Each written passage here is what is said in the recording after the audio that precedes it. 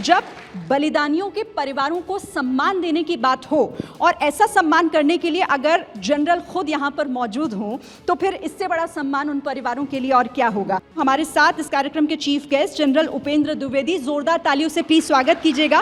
पिछले 40 सालों से सेना में सेवा के बाद अब हिंदुस्तान की सेना की कमान इनके हाथों में है। और साथ ही मैं मंच पर बुलाना चाहूंगी आर्मी वाइफ्स वेलफेयर एसोसिएशन की प्रेसिडेंट सुनीता द्विवेदी जी को। मैम प्लीज आप भी स्टेज पर आइएगा।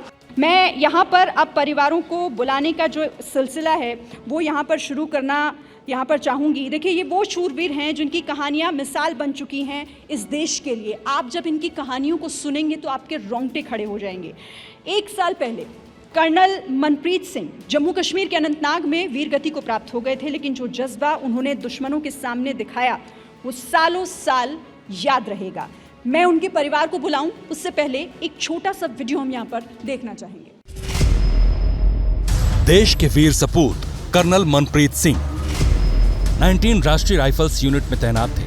13 सितंबर 2023 को कश्मीर के अनंतनाग के गडूल गांव में आतंकियों के छिपे होने की खुफिया सूचना मिली। आतंकियों को पकड़ने के लिए कर्नल मनप्रीत के नेतृत्व में ऑपरेशन रक्षक चलाया गया। इसी दौरान कड़ी घेराबंदी के बीच से भागने के लिए आतंकियों ने फायरिंग शुरू कर दी। कर्नल मनप्रीत सिंह ने बहादुरी दिखाते हुए मुंह तोड़ जवाब दिया और लश्कर तैयबा के कमांडर मोहम्मद उजैर खान को मार गिराया। इसके बाद अपनी टीम को एकजुट कर दूसरे आतंकी के भागने के रास्ते बंद कर दिए।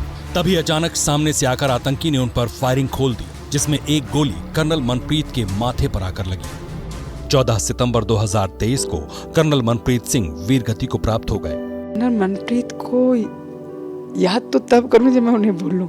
उनको मैं प्यार से मन बुलाती हूँ। मन और आत्मा के बिना आप है ही नहीं कुछ। कर्नल मनप्रीत पंजाब के मोहाली के रहने वाले थे। वीर गति के बाद उनकी पत्नी ने बताया कि कर्नल से आखिरी बातचीत 32 सेकंड की थी। मैं ऑपरेशन में हूं, ये उनके आखिरी शब्द थे। कर्नल मनप्रीत को केवल मैं ही नहीं, आने वाली पीढ़ी भी नहीं भूलने वाली। इस मुठभेड़ से पहले भी आतंकियों से सामना हुआ था, जिसमें कर्नल मनप्रीत ने उन्हें मार गिराया था। वीरता के लिए 2021 में ही सेना पदक से सम्मानित किया गया था।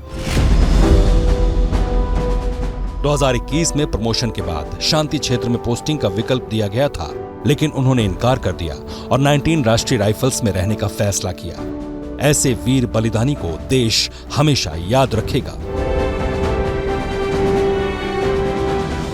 हमारे साथ उनकी पत्नी जगमीत ग्रेवाल यहाँ पर मौजूद हैं। उनके भाई और उनकी बेटी भी इस वक्त यहाँ पर मौजूद हैं। ये वो परिवार जिसका बलिदान हम कभी नहीं भूल सकते।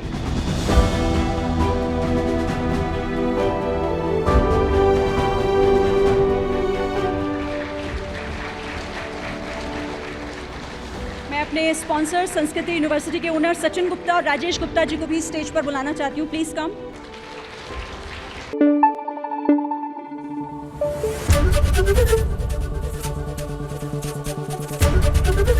एबीपी न्यूज आपको रखे आगे।